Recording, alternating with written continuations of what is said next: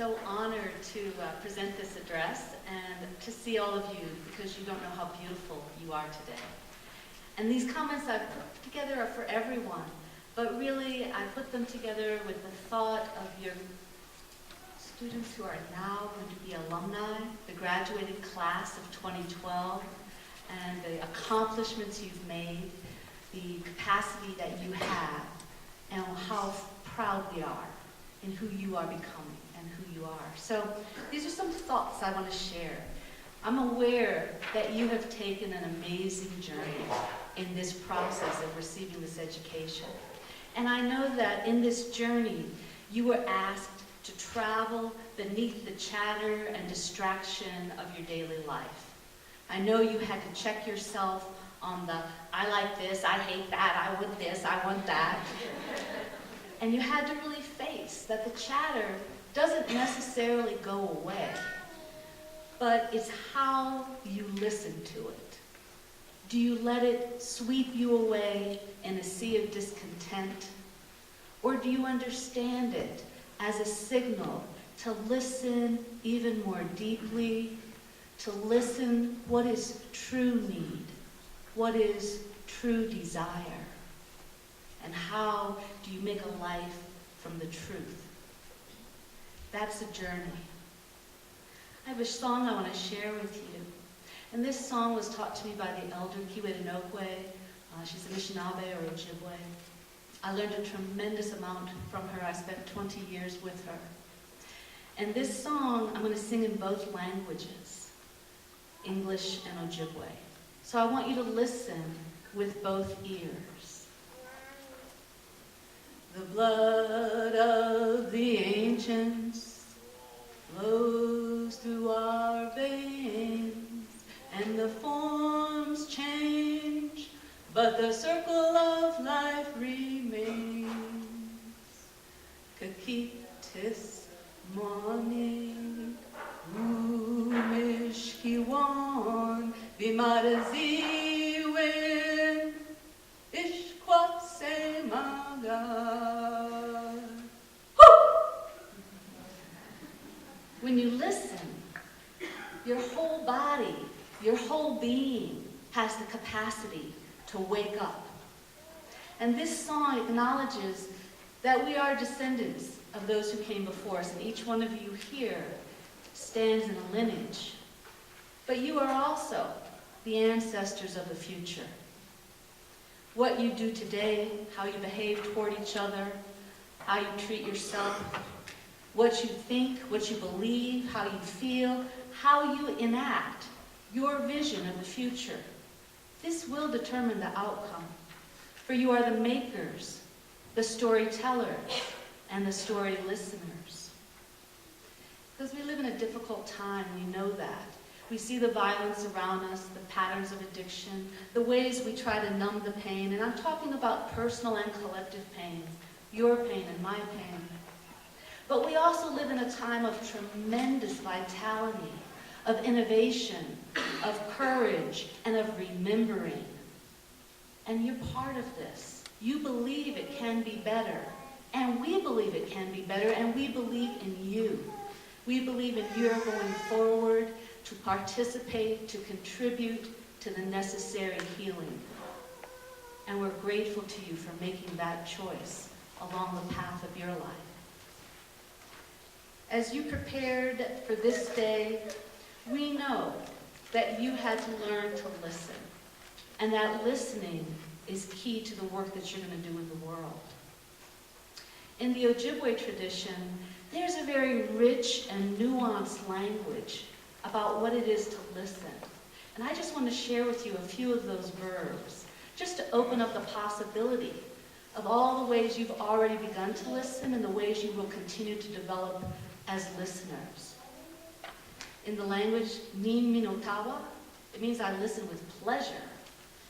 Nin Nanisatawa means I listen with apprehension. Nin Mamakasitawa, I listen with astonishment. Nin Jigutawa, I listen with displeasure. Nin Sigatawa, I listen with fear. Nin Wasatawitawa, I listen with sorrow. Nin wanishkwitawa. I listen with a troubled mind. Nin nagasitawa. I listen with the assumption that he is telling me very difficult things. Nin gabibasitawa. I listen with the impression that what he's saying is foolishness. And nin baba mitawa.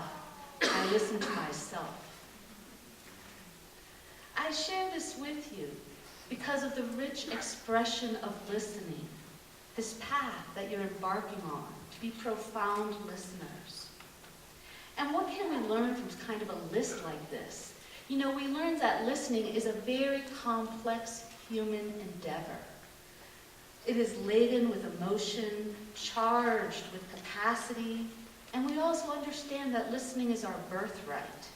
You know, we begin listening in the womb before we are born. And is it possible that we continue listening after we die? We know that the ear is wired directly into the brain. There's no distance. We understand it's wired into our central nervous system. We understand that we, of all the animals, are storytelling and story-listening animals. It is hardwired into us. It is our ancientness. It is enduring as a stone or the sea or our breath. It is part of what we have and what we are made of. We are made of our listening.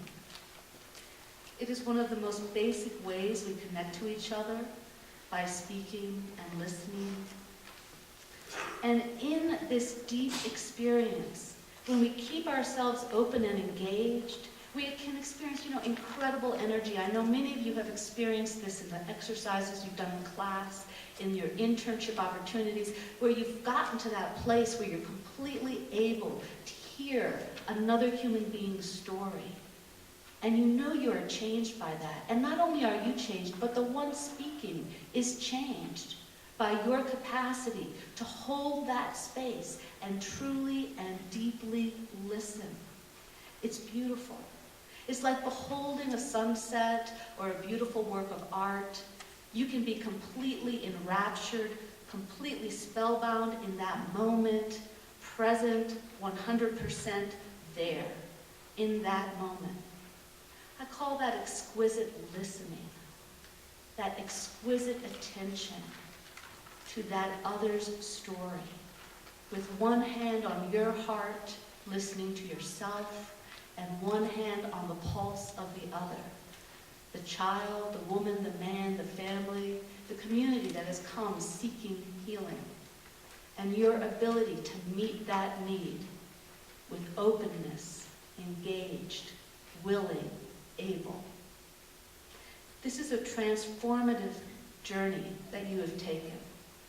And some say that the longest journey is not the journey to the moon or the bottom of the sea or the stars. That longest journey is that journey that you have embarked on between the heart and the head. And on that journey, there are difficulties. There are stumbling blocks. It is not that you have completed the journey today. We understand. This is a lifelong journey. But today marks a significant moment in your passage along this path. We believe you've already learned something, that along this road, love and forgiveness are significant on the map of the joyful life. The path to joy may not be simple, but there are some ways you've learned to navigate this difficult road. You've learned this by speaking truth and by listening. Listening with an open heart, calm, steady presence, listening without being defensive and angry and judgmental, listening deeply to the truth beneath the words, with compassion, listening to yourself, listening to the other, and noticing as the story begins to change, the healing begins to happen. Today, I want to offer you listeners this blessing. I bless your beautiful ears that they may be open to hearing the truth. I bless your hearts that are open to forgiveness and to love. I bless your tongues your teeth, the whole of your perfect mouths, that you may speak gently and wisely and truly. I bless your lives as you go forth into this world that needs you. For each one of you, unique among all beings. And each one of you has chosen a path